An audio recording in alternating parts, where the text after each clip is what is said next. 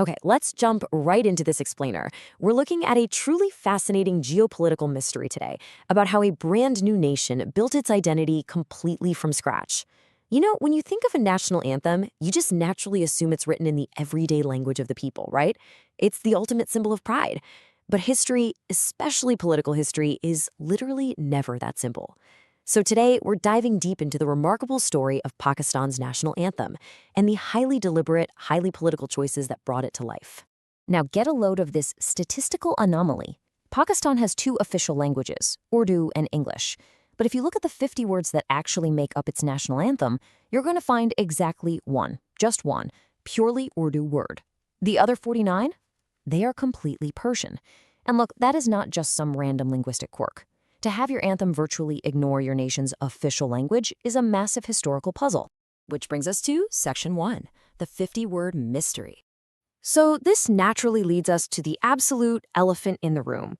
I mean, you're probably thinking it right now. If Urdu is the national language, why on earth wouldn't they just use it? Why actively avoid the language that the actual citizens speak? Well, the word Urdu itself actually gives us a massive clue. It originally comes from a Turkic word meaning army camp, and by the 18th century, it was famously known as Zabona Urumura, or the language of the exalted camp. Basically, it was born completely out of necessity. It was a practical way for very different groups of people to just talk to each other in really close quarters. And that tells us that Urdu was an incredibly dynamic, totally homegrown language. It was born right there in Delhi around the 12th and 13th centuries. It wasn't some fancy decree handed down from a distant royal court. It popped out when Turkish soldiers, Persian administrators, and local Indians literally started mixing in those army camps. And over the centuries, it just evolved. It became this beautifully fluid language used by legendary poets like Amir Khusrau, Ghalib, and even Pakistan's own national poet. It was the rich, local flavor of the Indian subcontinent. But here we hit Section 2, the problem with pure Urdu. Because here's the roadblock. Pure Urdu shares a staggering 70% of its everyday vocabulary with Hindi. At a conversational level, the two languages are just deeply, inextricably intertwined. And there is the rub. Imagine you are a brand new nation.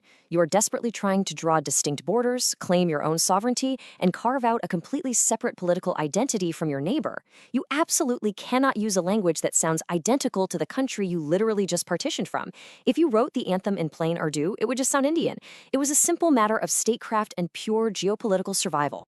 Moving into Section 3, a claim to political glory. So, the founders needed a totally different symbol. And to find it, they had to reach way, way back to the 11th century. Long before Urdu was even a whisper in the camps of Delhi, Sultan Mahmud of Ghazni introduced Persian to the subcontinent. It had a completely different historical footprint. So when Pakistan was created in 1947 and the National Anthem Committee was officially set up in December of 1948, they were looking for a very specific historical lineage to tap into. And choosing Persian was a geopolitical masterstroke. See, Persian wasn't just a language. It was universally known as the language of Muslim political glory, the language of vast empires and royal courts. The founders deliberately bypassed the shared local roots of the subcontinent to align their brand new nation with a much grander historic legacy of dominance. They needed a language that practically shouted statehood. Which kicks off Section 4, the 7-year search. To get the ball rolling in 1948, a South African Muslim businessman named A.R. Ghani stepped up to the plate. He offered an absolutely massive 5,000 rupee prize for the best lyrics and music. That was a staggering amount of money, and it really shows you how crucial this was. It was this global, community-wide effort to define a new state. The competition was incredibly fierce. The committee literally had to sift through 723 different submissions. They weren't just hunting for a nice melody. They were searching for a very specific, carefully crafted geopolitical statement. And the winner who finally cut through all that noise was Hafiz Jalandhari. When you look at his background, it makes total sense. Jalandhari wasn't just some amateur. His teacher was a renowned Persian poet named Halim Kadgarami. Jalandhari was deeply, deeply steeped in the Persian literary tradition. He had the exact historical and linguistic toolkit they needed to draft this cornerstone of national identity. He delivered the high-culture Persian framing that this new political reality was begging for. Finally, let's look at Section 5, Surviving the Arabization Campaign. Let's jump forward to the 1980s.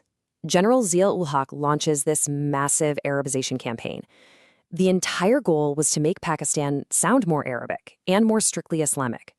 They were literally changing the physical language people used every day, stripping out everyday Persian phrases like God protects you and purposely replacing them with Arabic words like Allah. It was a complete overhaul of the linguistic landscape. But here is the craziest part. Despite this incredibly intense campaign to scrub Persian phrases from society, the national anthem, which is practically all Persian, was completely untouched. They didn't change a single syllable. So you really have to wonder, if the government was that obsessed with Arabization, why leave your ultimate national symbol as a giant relic of Persian history? Well, that brings our explainer full circle. Ultimately, the Persian in that anthem is so much more than just a language. It is a massive geopolitical claim. It's a claim to a civilization that stretched all the way from Istanbul to Delhi. It was Pakistan's way of telling the world, hey, we aren't just a new country born yesterday in 1947. We are the inheritors of a 1,000-year-old empire. So it really leaves us with this thought.